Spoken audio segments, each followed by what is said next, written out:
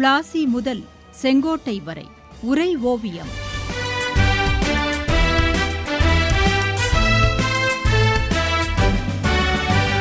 சும்மாவா வந்தது சுதந்திரம் என்பது, சும்மாவா வந்தது. பிரம்ம சமாஜத்துக்கு மாற்றாகத்தான் சுவாமி தயானந்த சரஸ்வதியின் ஆரிய சமாஜம் தோன்றியது என்று எனக்கு தோன்றுகிறது தாயே. எல்லாம் சமூக சீர்திருத்த இயக்கங்களாய் இருந்த போதும் வேர்களை தொலைத்துவிட்டு விழுதுகளை நம்பியிருக்க முடியாதல்லவா? அப்படித்தான் சுவாமி தயானந்த சரஸ்வதியின் செயல்பாடுகள் எனக்கு படுகிறது. ஆமானே, அவனது தேடல் இந்த மண்ணின் உள்முகத் தேடல். அதன் வழியே சமூக சிக்கல்களுக்கு ஒரு தீர்வை அவன் யோசித்தான். அந்த சிக்கல்களுக்கு முடிவு காண அவனால் 1875 பம்பாயில் தொடங்கப்பட்டது ஆரிய சமாஜம். அதே ஆண்டில் பஞ்சாபில் இருந்த லாகூரிலும் தொடங்கப்பட்டது. பஞ்சாபில் ஆரிய சமாஜம் வெகு வேகமாக வளர்ந்தது. சமூக சிக்கல்களில் சாதி வேறுபாட்டு சிக்கல்தான் அவன் கண் முன் பிரதானமாய் தெரிந்தது. பிறப்பு ஒருவனது சாதியை தீர்மானிக்கிறது என்ற அளவுகோலை அவன் ஏற்கவில்லை. சாதி வேறுபாடற்ற வர்ணாசிரம தர்மத்தை கண்டறிந்து வெளியிட்டான். வேதம் என்பது அறிவு சுரங்கம்.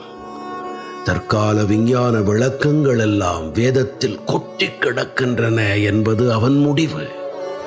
அதை அனைவருக்கும் கொண்டு சேர்க்க வேண்டும் என்பது அவன் விருப்பம்.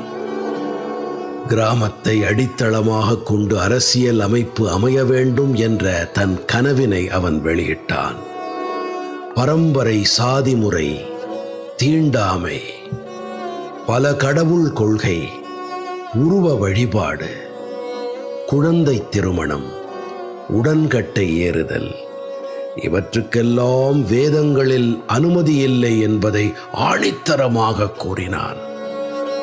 இந்தியாவை ஆர்யாவர்த்தம் என்று குறிப்பிட்டான். தேசத்தின் ஒழுக்க தூய்மை என்பதன் அவசியம் குறித்து தெளிவாக குறிப்பிட்டான். மக்களிடம் அச்சமற்ற தன்மை, சுயசார்பு உடைமை, சுயமரியாதை இவை குறித்து பிரச்சாரம் செய்தான். வேதங்கள் தவறில்லாதவை, மறுபிறப்பு உண்டு, கர்மவினை என்பது குறித்தெல்லாம் ஆரிய சமாஜம் தெளிவான நோக்கத்தை வெளிப்படுத்தியது. சமாஜ உறுப்பினர்கள் வேதங்களை அவசியம் படிக்க வேண்டும் என்று வலியுறுத்தப்பட்டது. இந்து தர்ம சாஸ்திரங்களை உயர தூக்கி பிடித்தது. ஆண் பெண் சமத்துவம், சமுதாய சமத்துவம், அனைவருக்கும் பொது வாய்ப்பு, அனைவருக்கும் அன்புடன் கூடிய ஈகை, இவை குறித்தெல்லாம் ஆரிய சமாஜம் போதித்தது. அதனால் அது ஒரு சமுதாய சமய சீர்திருத்த இயக்கமாகவே என் வரலாற்றில் பதிவாகிவிட்டது. பிற்படுத்தப்பட்ட மக்களுக்கு தொண்டு செய்வதே தனது முதல் கடமை என்று உறுதி கொண்டது ஆரிய சமாஜம். அறச்செயல்கள் அதன் ஆணிவேரானது.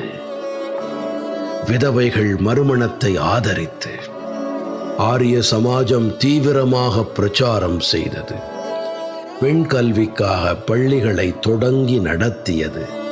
தாழ்த்தப்பட்டவர்களை எந்த தீண்டாமையை சொல்லி கிறிஸ்தவர்களாக ஆங்கிலேயர்கள் மதம் மாற்றினார்களோ அவர்களை சுத்தி சடங்கு மூலம் மீண்டும் சனாதன தர்மத்துக்கு திருப்பியது.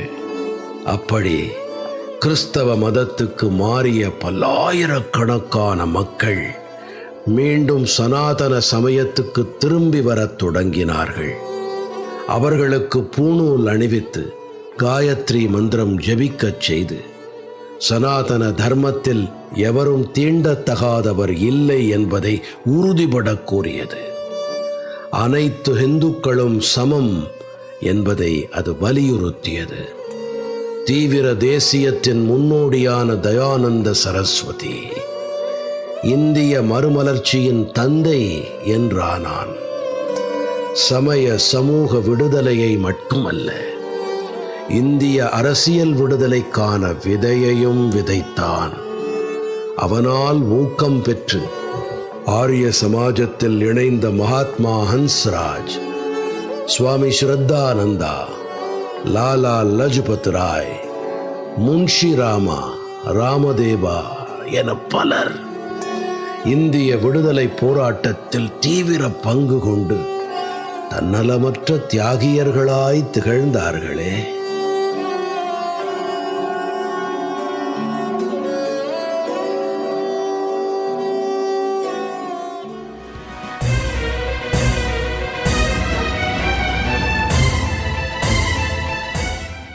பிளாசி முதல் செங்கோட்டை வரை உரை ஓவியம் கேட்டீர்கள். போரிலே இறங்கிவிட்டால் இன்னல் சூழும் தெரியும். பெற்ற தாய் பசித்திருப்பாள், பிள்ளைக்கது புரியும். அன்னையர்க்கு அன்னையார பாரதியின் துயர் துடைக்க அன்னை தானே அழித்துக் கொண்டோர் எத்தனையோ எத்தனை. சும்மாவா வந்தது சுதந்திரம் என்பது, சும்மாவா வந்தது.